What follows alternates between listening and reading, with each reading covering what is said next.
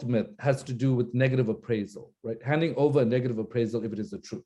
You discuss it, you look at it, and you say, look, this is just the truth. I'm sorry to tell you, but like you're not up to scratch in these particular ways.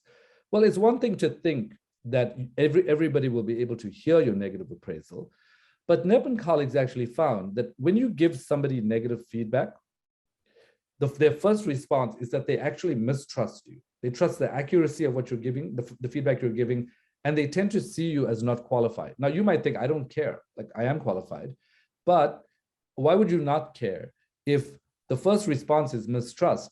Then they're not going to be hearing the rest of what you're delivering, and the value of your findings is going to be lost. So part of what I'm asking you to do is to consider that when you give negative feedback, people immediately mistrust you. Any disagreement regarding past performance is greater following the feedback than before because they start being defensive. So let's say they didn't do something, and then you say, hey, you didn't, like, what's with this thing? You didn't do this thing. Their first feeling, they start to disagree with you even more afterwards because they're already in a mistrustful situation and they're defensive.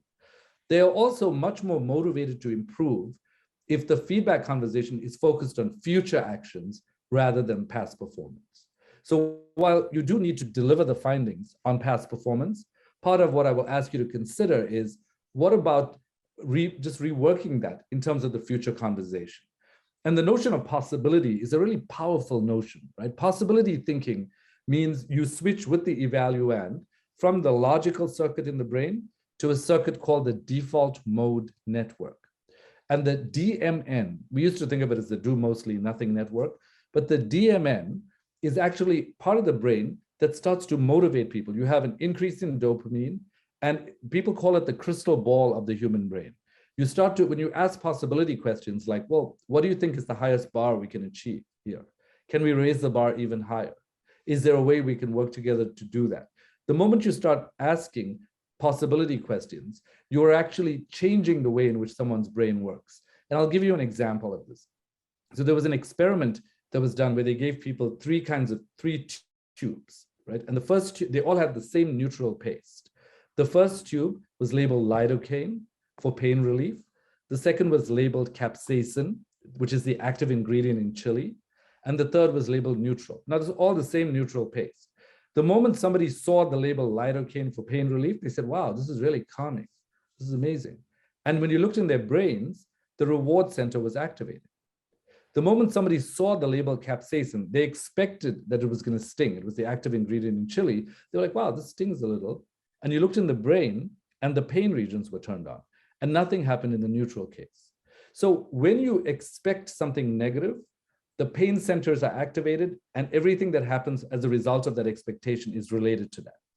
So what I'm asking you to do here is to think about framing what you're saying in terms of possibility, not just in terms of, like, this is what is wrong. And that's because if you want the findings to land effectively, this is another factor that is important to consider. The implications for evaluation here are that if you avoid starting an evaluation with what went wrong, it's actually helpful. You can also avoid the feeling that you are suddenly going to say, however, like you're going to say, well, the evaluation findings found that you've really met the targets as related to this. But every human being can sense when a however is coming up.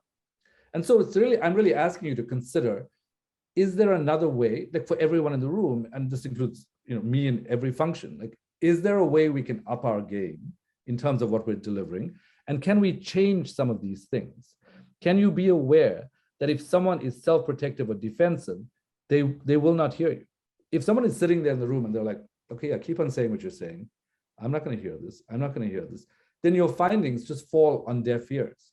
And so to make the findings more valuable, you want to also focus the feedback on future performance and challenges, and you want to be able to actually enhance what people are feeling about the future. As I said, it activates dopamine and also activates this feeling of motivation and also better feelings about the future. The biology of this is related to something that Lisa Feldman Barrett has studied. So for the longest time, we've believed that emotions are things that happen when you are in a situation that's triggered.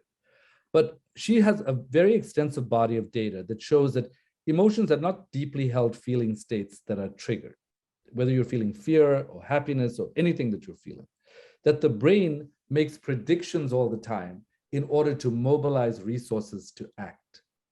And that these prediction circuits can impact what actions people will choose. So if the evaluand is expecting that they're going to get a negative evaluation, their brain sets up a prediction circuit and they approach the evaluation in fear. So everything that they're hearing is going to be under the rubric of fear. And the pattern that you set for yourself and as an office and as a culture is going to be around fear. So, what I find with organizations is that it's very hard for individuals to just make these changes. But as an evaluation office, I think the challenging question to ask is there a culture that you can see yourself being in that is not fear-based and that is not pseudo-objectivity-based, but a culture that is aware of these prediction circuits and that is aware that emotions are predictions and that people are constantly in this predictive state. So the implications for evaluation here are that negative appraisals will make the person dread an evaluation every time. As a result, thinking will be unclear. They will not hear your helpful suggestions. They will act incompletely.